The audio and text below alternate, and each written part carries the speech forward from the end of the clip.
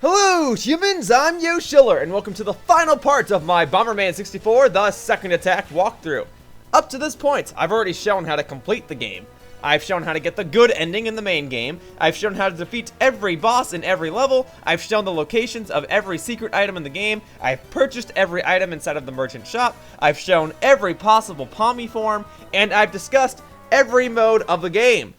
This is a game that I absolutely love and adore, and I wanted to make sure that I made the most thorough walkthrough that I possibly could. So, for this part, I just wanted to go over anything that I may have missed. This is kind of like a trivia part combined with a correcting my mistakes part, if that makes sense. So, first things first, I'd like to correct myself on a statement that I said in a video that showcased this game's battle mode. In that video, I mentioned that you could play challenges on each of the modes, and that there are 5 challenges per mode. I stated that there was no real reward for completing all of the challenges. Well, that's actually incorrect. What I did not mention was that if you clear all 5 challenges on each mode, you'll actually gain the ability to play as a computer character. Normally, human players will play as Bomberman, while computer players will play as some other random creature. Well, by holding down the Z button, a human player can select one of these random creatures, only once all of the other modes have been completed. It doesn't do much other than change your appearance, but it still is nifty nonetheless.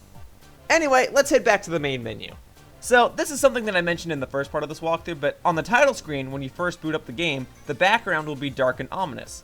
But, after you beat the game and get the good ending, it will become bright and blue. And, every time you reload the title screen in this state, a random form of Pommy will appear. Once you beat this game and have this bright sky, you can go to the options menu and unlock a sound test option. You can listen to every song in the game. Though, oddly enough, this sound test feature doesn't function like a lot of other sound test features of other games. A lot of these tracks don't play music. In fact, the actual songs of this game are kind of just placed on random numbers, and the numbers in between those songs just play this.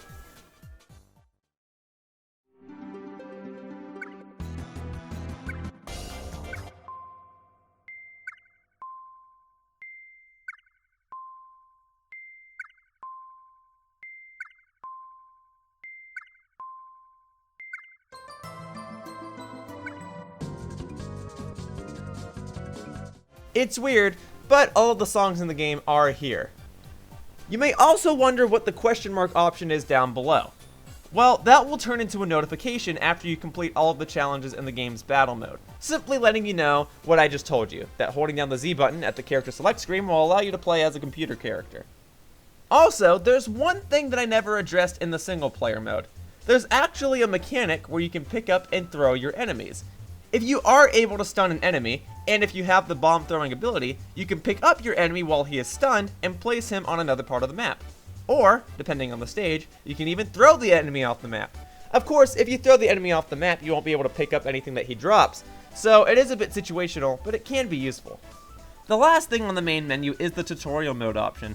I briefly mentioned it in the first part of this walkthrough, and now I'm going to explain what exactly it is. You can watch 2 tutorial videos that will explain the mechanics of this game. It is interesting to note, though, that these tutorials do not appear in the Japanese version of the game. At least, not to my knowledge. There's not even an option for the tutorial mode on the main menu. Though the tutorial music still appears in the sound test in the Japanese game. But I don't really know where it would play in the Japanese version of the game if the tutorial mode is not there. And while we're talking about the Japanese version of the game, there are a few other notable differences. For example, in the American version, after you beat the game, anytime you replay the game, you are able to skip cutscenes. In the Japanese version, no matter how many times you play the game, you cannot skip the cutscenes. So anytime you replay it, you have to watch everything. The overall speed of the Japanese version also feels much slower. In fact, it seems like Bomberman's max speed in this game is the same as his base speed in the American version. The speed of everything else is the same, just Bomberman himself moves much more slowly. In the American version of the game, if you die, you are able to keep any power-ups that you obtained until you die 3 more times. In the Japanese version of the game, you'll lose all of your power-ups every time you die. So this means that you have to collect any fire power-up that you got, any bomb power-up that you got, any ability that you got to throw or kick bombs. All of that has to be recollected every time you die. The pause menus between the 2 versions of the game are also a bit different. The Japanese version's pause menu simply overlays a map on the screen, whereas the American version takes you to a completely different screen. The American version is also a bit more different in that you're able to completely leave a level at any time. In the Japanese version, you can only leave a level once you've cleared it once, and you'll only have the ability to do so if you're standing completely still and are not getting attacked at that moment. This means that if you accidentally select an incorrect level and you haven't beaten it yet, the only way to leave is to reset your game. The opening movie in each game is also slightly different. In the American version, the text slowly scrolls up the screen and tells the story, while the Japanese version has random bits of text that fade in and fade out. Also, since the Japanese version of this game is called Baku Bomberman 2, some of the visual graphics are a bit different. The last major difference between these two versions of the game is something that I already addressed in a previous part. The first 3 bosses of this game have one-hit KO attacks that are exclusive to the Japanese version. So, in the Japanese version of the game, Bomberman moves more slowly, the first boss can one-hit KO you, and at any time, you can die and completely lose all of your power-ups. And I guess that there are the obvious localization changes too. For example, Starlight is known as the Pleasure Planet in the Japanese version. But aside from that, the Japanese version seems much more challenging, while the American version is much easier, though much more polished. But both versions of the game are underrated Nintendo 64 gems that I wish more people would notice. Bomberman 64: The Second Attack is a wonderful game, and I wanted to make sure that I covered whatever I could, and I hope that I've been able to demonstrate that with this walkthrough.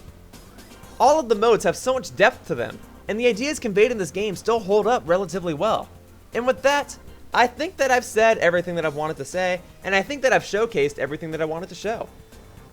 This walkthrough was created using about 140 different files across video clips, graphics, songs, and commentary files. The total amount of computer space that was necessary in order to fully create this walkthrough was approximately 200 gigabytes, and the amount of footage that was recorded for this walkthrough is about 20 hours long. The total length of this walkthrough is about 11 hours long. For editing the more simple videos of this walkthrough, the average video took about 30 minutes to edit. For the more intensive videos of this walkthrough, the average video took about 1 to 3 hours. Parts 21 to 27 and Part 16 had text documents that I created so that I could record proper narration for the sake of the video. The shortest document for one of these videos was about 600 words, while the longest document was about 1500 words. And with this part, the walkthrough is 27 parts long. This was my first walkthrough that was entirely edited using Adobe Premiere, and I must say, it's made for good learning practice. The first part of this walkthrough was uploaded on May 30th, 2016, and the final part of this walkthrough, which is this part, is being uploaded on July 29th, 2016, if all goes according to plan. So, I know that in comparison to some other video projects that people create, this may not seem like much, but I did just want to show the amount of effort that I put forth to create this walkthrough.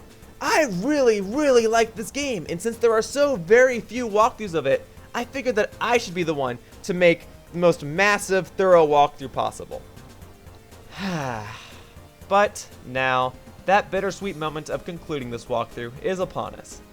So, I'd like to thank each of you that decided to check out this walkthrough and see what this game is. That wraps up this walkthrough of Bomberman 64: The Second Attack, and I hope that you guys enjoyed everything that I had to show. I can only hope that something with this game is done in the future, but for now, I guess it'll just remain a classic, underrated gem. See you all in future videos and walkthroughs. Bye-bye, humans! Whoosh!